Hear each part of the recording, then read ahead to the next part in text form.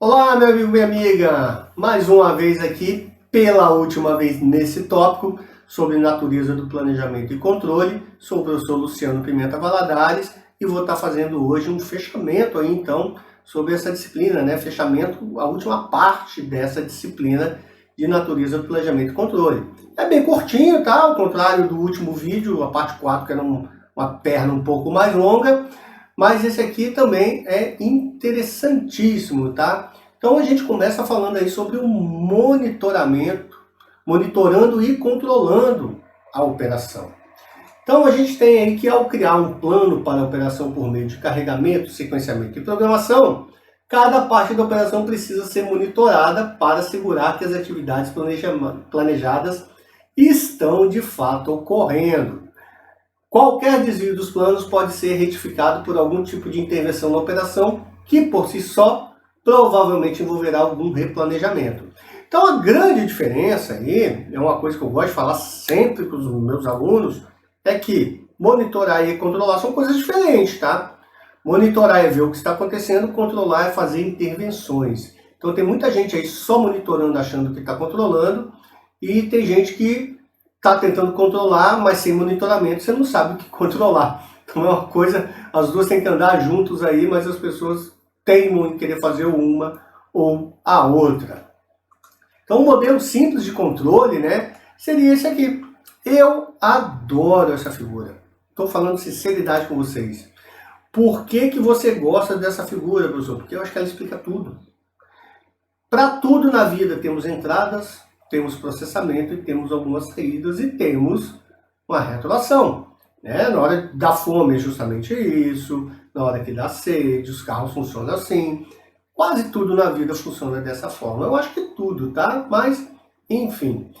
Mas falando aqui desse modelo simples, então a gente tem a entrada, os inputs, temos a operação e temos os outputs, onde eles têm que ser monitorados e aí comparar e replanejar, se for o caso, e fazer intervenção, né? Ou os planos dentro da própria operação. Então seria uma forma simples de estar observando como esse monitoramento e controle poderiam estar intervindo aí, seja no input ou no processo propriamente dito.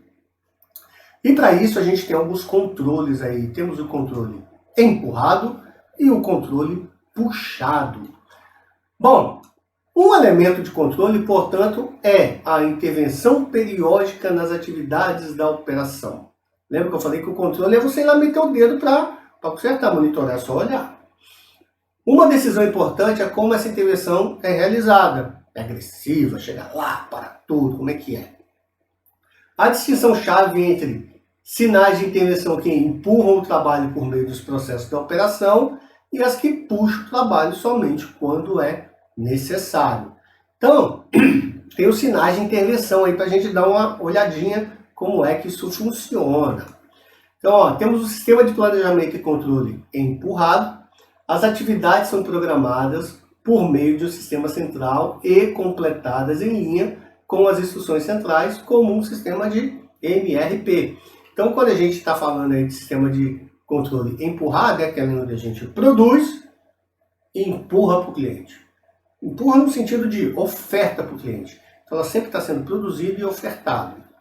Já no sistema puxado, o passo e as especificações de que o feito são estabelecidos para a estação de trabalho do consumidor que puxa o trabalho da estação de trabalho antecedente, fornecedor. Tem uma figura retirada também de Slack que mostra muito bem como é que isso funciona. Então vamos a ela. Ó, controle empurrado e puxado, analogia da gravidade. Então a gente tem aqui, ó, um sistema empurrado em que os materiais são movidos para a etapa seguinte logo que são processados. Então esse aqui fez, ele já entrega para o segundo, fez, esse aqui já entrega para o terceiro, fez, já entrega para o quarto. Então a gente vê que sempre tem um estoquezinho aqui inicial, porque a menos que eles estejam no mesmo ritmo, isso aqui vai acontecer. E um detalhe, às vezes o que vai acontecer aqui é ficar ocioso mesmo, tá? Já no sistema puxado, em que só materiais são movidos somente quando a próxima etapa é solicitada, então eu tenho aqui esse cidadão aqui que fala, me manda uma peça. e esse aqui fala, me manda outra peça, e esse me manda outra peça.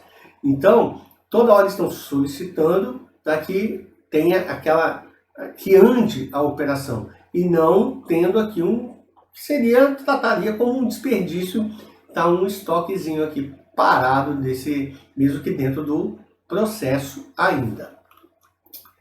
Então, qual é o grau de dificuldade em controlar as operações? A gente tem aqui uma perguntinha, né? Quão fácil é controlar uma operação? Então, controle difícil, por quê? Controle mais fácil, por quê também? Então, a gente tem o consenso sobre os objetivos da operação. Então, ó, nenhum objetivo aceito universalmente, portanto, é difícil saber se a operação está funcionando como deveria. Quando o controle é difícil, é baixo aqui, quando é alto. Aí a gente tem, não vou ler todos aqui, porque depois você pode, né, facilmente ver, ou é importante? É importante, né? A gente tem aqui o desempenho das operações pode ser avaliado contra objetivos claros do processo. Mensurabilidade das saídas da operação. Baixa, controle difícil. Por quê? Nenhuma medida geral de como a operação está se desenhando. Portanto, difícil detectar desvios no plano. Controle mais fácil. Mensurabilidade da saída significa que o nível de desempenho é conhecido. Então, eu sei quanto que tem que sair ali. Conhecimento sobre o comportamento da operação. Controle difícil. Nenhuma previsão dos efeitos das intervenções. Portanto, difícil saber o que fazer caso o processo se desvie do plano.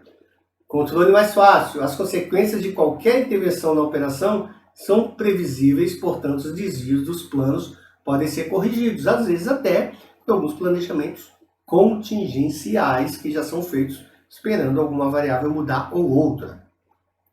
Repetição das atividades da operação.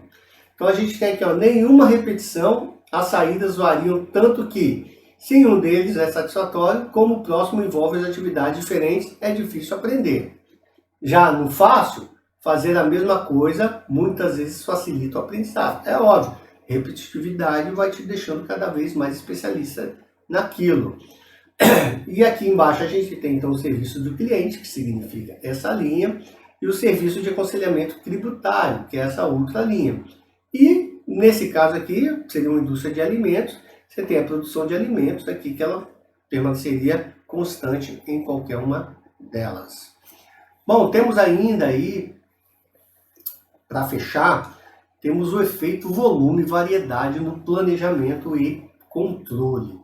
Então, operações que produzem alta variedade de produtos ou serviços em volume relativamente baixo vão ter claramente consumidores que requerem um conjunto diferente de fatores e usar processos que têm um conjunto diferente de necessidades.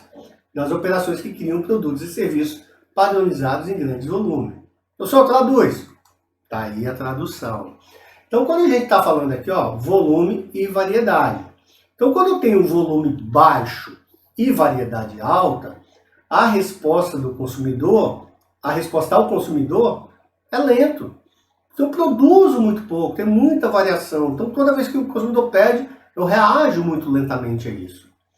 O horizonte do planejamento é curto, porque eu faço coisas muito personalizadas. Então, eu me planejo para aquilo. Grandes decisões de planejamento, né? Então, quando eu tenho volume baixo e variedade alta, as decisões de planejamento é o tempo que isso vai gastar. Decisões de controles tem que ser mais detalhadas, porque cada produto é praticamente único. A robustez é alta, né? É uma operação robusta, porque ela é muito lenta. Agora, quando eu tenho um alto volume com baixa variedade, a resposta ao consumidor é rápida, porque eu estou produzindo na alta. O horizonte de planejamento é longo, porque eu não tenho uma produção que tem alto volume para amanhã, para curto prazo. Não, é longo prazo. Grandes decisões de planejamento estão relacionadas ao volume, não mais ao tempo. Então, quanto eu consigo produzir. As decisões de controle são todas agregadas com a operação inteira e a robustez é baixa, né? Eu produzo muito um tipo só de produto muitas vezes.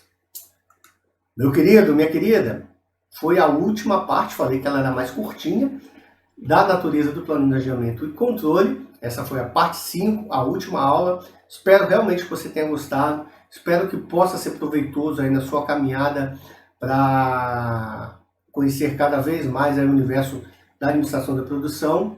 Eu me despeço por aqui. Não deixe de se inscrever e colocar o sininho lá no canal, porque outros tópicos sobre administração da produção vão ser lançados, fora os que já tem lá. Então fique à vontade para ver e rever quantas vezes forem necessárias. Me despeço aqui com um grande abraço e um até logo. Tchau, tchau!